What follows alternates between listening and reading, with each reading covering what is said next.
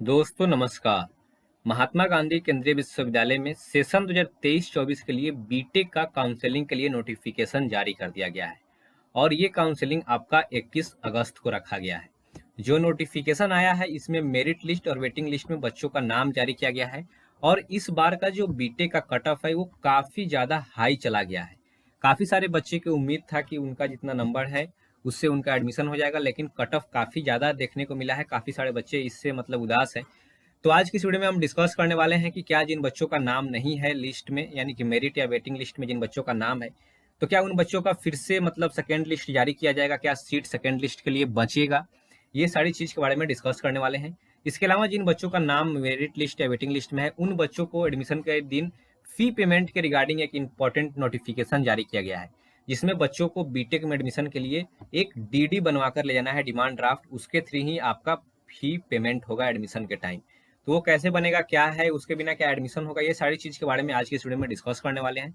तो वीडियो में बने रहें। अगर आप हमारे चैनल पर पहली बार आए हैं तो चैनल को सब्सक्राइब कर लें और बेल आइकन को दबा दें, जिससे हमारी नोटिफिकेशन आपको सबसे पहले मिल जाए। मैं महात्मा गांधी केंद्रीय विश्वविद्यालय का ही छात्र हूँ, तो आपको जो भी यहाँ पे एडमिशन के रिगार्डिंग नोटिफिकेशन आएगा मैं आपको इस चैनल पे अपडेट दे दूंगा। तो आइए आज की इस वीडियो को हम शुरू करते हैं और जो नोटिफिकेशन जारी किया गया है उसको हम अच्छी तरीके से समझ लेते हैं। तो सबसे पहले आप देख सकते हैं ये है बीटेक का काउंसलिंग के रिगार्डिंग नोटिफिकेशन। ये आपका 8 अगस्त को ही जारी कर दिया गया था। हम वीडियो ये 11 अगस्त को बना रहे हैं, थोड़ा डिले हो गया है। तो ये बीटेक के काउंसलिंग के रिगार्डिंग नोटिफिकेशन है। इसमें आप देख सकते हैं कि सबसे पहले आपको यहाँ पे इस कोर्स में सीट जो है आपका 33 है और जो आपको फी उस दिन देना होगा, जिस दिन एडमिशन होगा यानी कि 21 अगस्त को, उस दिन आपको 30,218 रुपया जमा करना होगा और इस पैसा में आपका एडमिशन फी भी होगा और फर्स्ट सेमेस्टर का फी भी होगा। इसके अलावा जो बच्चे को हॉस्टल मिलता है, यहाँ पे अभी सिर्फ लड़की के लिए हॉस्टल है, बच्चों को बॉयज के लिए हॉस्टल का अभी बात चल रहा है, लेकिन अभी तक बॉयज हॉस्टल यहाँ पे अवेलेबल नहीं है। तो लड़की का हॉस्टल यहाँ पे है, तो उनको अगर हॉस्टल मिलता है तो उनको हॉस्टल के लिए 9,000 रुपया पर सेमेस्टर फी जमा करना होगा और मेस फी अलग से मंथली 33-34 रुपया देना होता है। तो ये अभी नहीं देना है, जब आपका हॉस्टल अलॉट होगा तब आपको देना है। अभी अगर आपका एडमिशन होता है तो आपको वहाँ पे 30,218 रुपया देना होगा, जिसमें एक सेमेस्टर का फी भी इंक्लूड होगा, ट्रांसपोर्टेशन फी, ये सब आपका एडमिशन होने के बाद देखा जाएगा। और जो टाइम दिया गया है आपका 21 अगस्त को टाइम दिया गया है। रिपोर्टिंग टाइम आपका 10 बजे से 11 बजे के बीच में है। इसी के बीच में आपको उपस्थित होकर अटेंडेंस मार्क करवाना है आपका। जो बच्चे का अटेंडेंस मार्क नहीं होगा वो बच्चे यहाँ पे काउंसलिंग के लिए आ भी जाएंगे तो उनका मेरिट लिस्ट में नाम नहीं आएगा। तो अटेंडेंस बनवाना आपका कंपलसरी है। इसी के बीच में आप आकर अपना अटेंडेंस मार्क करवा ले। और आपका जो काउंसलिंग टाइम है ये आपका 11 बजे से 3 बजे के बीच में होगा। तो ये आपका डिले भी हो सकता है, 5-6 भी बज सकता है, तो 3 बजे के भरोसे आप नहीं रहें। आपका जो वेन्यू है ये है department of computer science and information technology, Chanakya परिसर, जिला स्कूल मोतिहारी।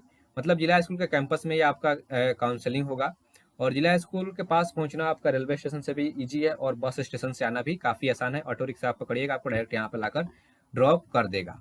इसके अलावा यहाँ पे एक चीज़ क्लियर मेंशन किया गया है कि जो भी यहाँ पे सेंट्रल गवर्नमेंट का रिजर्वेशन पॉलिसी होता है उसको यहाँ पे फॉलो किया गया है। तो मैंने सेंट्रल गवर्नमेंट का जो रिजर्वेशन पॉलिसी है इसके रिगार्डिंग एक वीडियो अपलोड किया हुआ है, जिसमें मैंने एक एग्जाम्पल लेकर समझाया है कि कैसे रिजर्वेशन पॉलिसी फॉलो होता है। तो आप उसका लिंक ऊपर आई बटन और नीचे डिस्क्रिप्शन बॉक्स में है, वो आप जाकर देख सकते हैं। फी स्ट्रक्चर के रिगार्डिंग में मैंने एक वीडियो अपलोड किया हुआ है, जिसमें सेमेस्टर वाइज हमने बताया कि किस सेमेस्टर में आपको कितना फी देना होगा अगर आपका यहाँ पे एडमिशन होता है। तो आपको वीडियो भी जाकर देख सकते हैं, उसका भी लिंक ऊपर आई बटन और नीचे डिस्क्रिप्शन बॉक्स में मिल जाएगा।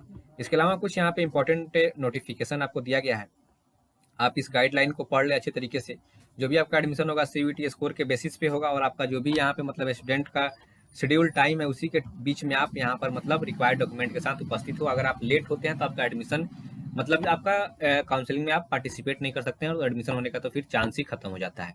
इसके अलावा जो भी आपका एलिजिबिलिटी क्राइटेरिया था उस चीज़ को आप यहाँ पे देख सकते हैं। एलिजिबिलिटी क्राइटेरिया क्या था ये आप फॉर्म भरने के पहले भी देखे होंगे, तो ये उतना इंपॉर्टेंट अब नहीं रहा। इसके अलावा जो भी बच्चे का नाम अभी वेटिंग लिस्ट में है तो उन बच्चे का एडमिशन कैसे होगा मैं ये लिस्ट के साथ आपको समझा दूंगा। सबसे इम्पोर्टेंट इसमें आप देख लीजिए, यहाँ पे 9 नंबर पॉइंट है। यहाँ पे लिखा है कि the candidate shall required to pay a fee in the form of demand draft in the favour of Mahatma Gandhi central university payable at Motihari drawn on any nationalised bank at the time of admission. यानी कि जो भी बच्चे यहाँ पे आ रहे हैं merit list में, तो जिनका नाम है वो एडमिशन लेने आ रहे हैं, वो बच्चे तो एक डीडी बनवा ले।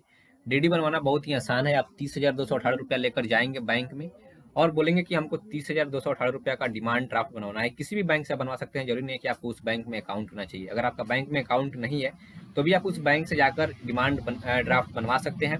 आपको वहाँ पे 30,218 रुपये का डिमांड ड्राफ्ट बनेगा। इसके अलावा कुछ एक्स्ट्रा चार्जेज लगता है, ये बैंक पर डिपेंड करता है कि आप किस बैंक से बनवा रहे हैं। तो 200, 250, 300 रुपये तक आपका एक्स्ट्रा चार्जेज लगेगा। तो आप दीजिएगा तो आपका 1 से 2 घंटा में वो डिमांड ड्राफ्ट बनाकर दे देता है। अगर तो मतलब जो बच्चे मेरिट लिस्ट में हो तो बनवा ही ले। अब दिक्कत ये होता है जो बच्चे वेटिंग लिस्ट में है उनका क्या होगा। अगर वो डिमांड ड्राफ्ट बनवा ले तो फिर अगर उनका एडमिशन नहीं होगा तो वो डीडी का क्या होगा। तो इसमें एक चीज़ है कि अगर आपका मान लीजिए वेटिंग लिस्ट में नाम है और आप डिमांड ड्राफ्ट बनवा लेते हैं, यहाँ पर आए अगर आपका एडमिशन यहाँ पे नहीं होता है तो आप डीडी ले जाकर फिर उस बैंक में रिटर्न भी कर सकते हैं। तो आपको वो 30,218 रुपया आपको रिटर्न कर देगा।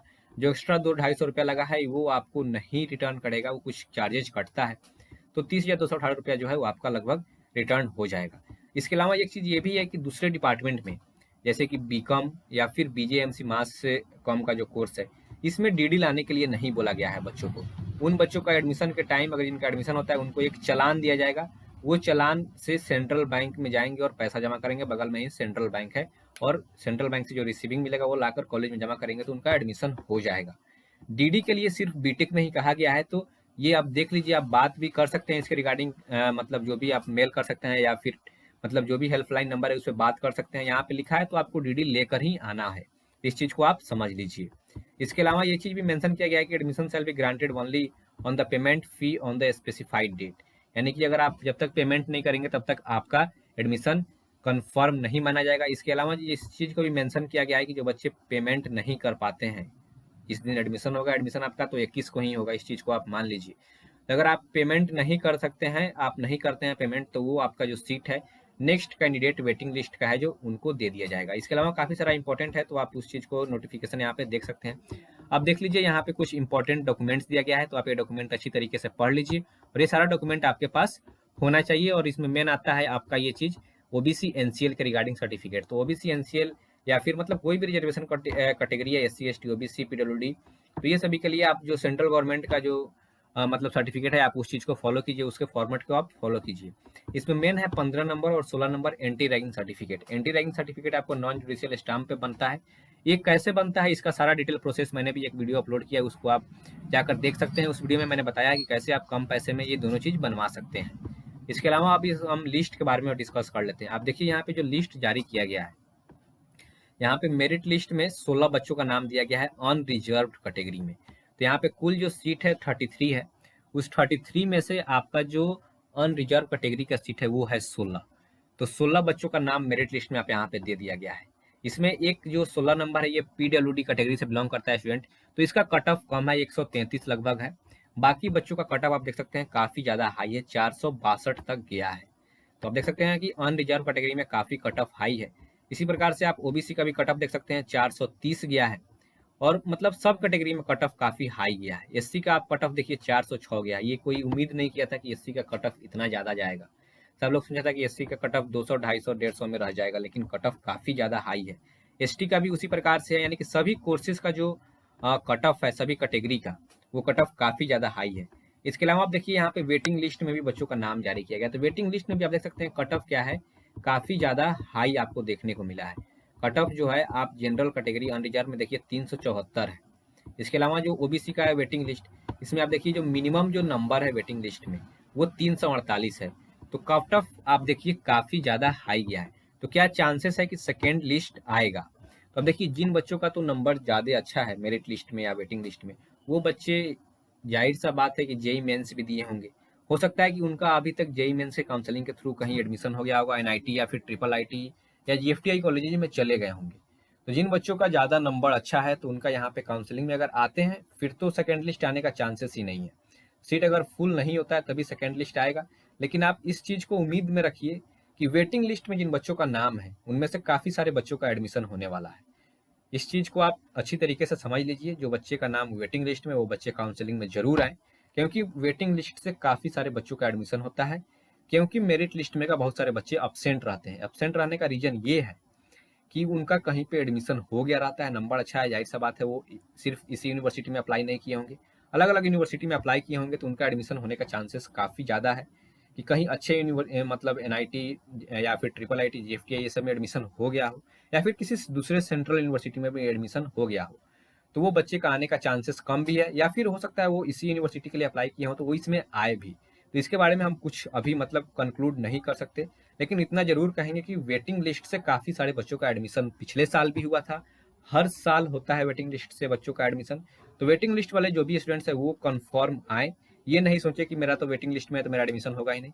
ऐसा नहीं सोचे। वेटिंग लिस्ट में जिनका मतलब नीचे भी काफ़ी ज़्यादा नाम है, काफ़ी नीचे नाम देखिए यहाँ पे, जैसे हम दिखाते हैं आपको अनरिजर्व कैटेगरी में आप देख सकते हैं, जैसे कि ये है प्रोविजनल लिस्ट। आप यहाँ पे देखिए अनरिजर्व कैटेगरी में जैसे यहाँ पे बच्चों का नाम कितना जारी किया गया है, तो आप यहाँ पे नीचे स्क्रॉल करेंगे तो 160 बच्चों का नाम दिया गया है। जैसे 160 पे जो है उस बच्चे का नंबर है 374। तो ये बच्चों को भी मैं बोलूंगा कि इस बच्चे को भी काउंसलिंग में पार्टिसिपेट करना चाहिए, क्योंकि इसका नंबर 374 है, अच्छा नंबर है। इससे ज़्यादा जिन बच्चों का नंबर है हो सकता है वो कहीं दूसरी जगह एडमिशन ले लिए हो। तो वेटिंग लिस्ट में जिसका सबसे नीचे भी नाम है वो बच्चे भी काउंसलिंग में पार्टिसिपेट करें। काउंसलिंग छोड़ने लायक नहीं है, काउंसलिंग में आइए और हो सकता है कि आपका एडमिशन उस दिन हो भी जाए। काफ़ी हाई चांसेस है आपका एडमिशन होने का। तो काउंसलिंग में आप जरूर पार्टिसिपेट करिए। मेरिट लिस्ट में जो बच्चे का नाम है, मैं ये नहीं कह रहा हूँ कि वो बच्चे नहीं आएंगे, लेकिन ज़्यादा चांसेस है कि वो बच्चे का कहीं और एडमिशन हो गया हो तो वो यहाँ पे नहीं आए। अब एक जगह एडमिशन हो गया तो वो बच्चे यहाँ पे क्यों आएंगे? जाहिर सा बात है कि वो उसी यूनिवर्सिटी में रहेंगे। अगर मान लीजिए एनआईटी में हो गया हो या फिर ट्रिपल आईटी में हो गया तो उसको छोड़ के इसमें नहीं आएंगे। तो वेटिंग लिस्ट वाले बच्चों को मैं यही बोलूंगा कि वो पार्टिसिपेट करें काउंसलिंग में। मेरिट लिस्ट वाले तो आएंगे ही आएंगे, वेटिंग लिस्ट वाले भी जरूर आइए। आपका एडमिशन होने का चांसेस काफ़ी हाई है। अपना डॉक्यूमेंट सही कर ले, पैसा वैसा लेकर आप यहाँ पे काउंसलिंग में पार्टिसिपेट टाइम से कीजिए, मतलब टाइम से आज आप रिपोर्ट कीजिए और पार्टिसिपेट कीजिए। एडमिशन अगर हो जाता है तो काफ़ी बढ़िया है, नहीं होता है फिर उसमें क्या बोल सकते हैं। ठीक है, फिर अगर इसके अलावा आपको कोई भी डाउट होता है इसके रिगार्डिंग, एडमिशन के रिगार्डिंग, तो आप अपना कमेंट हमारे कमेंट बॉक्स में जरूर पूछे, अपना डाउट कमेंट में जरूर पूछे। मैं आपका डाउट का रिप्लाई देने का कोशिश जरूर करूंगा। तो मिलते हैं नेक्स्ट वीडियो में। Till then bye bye.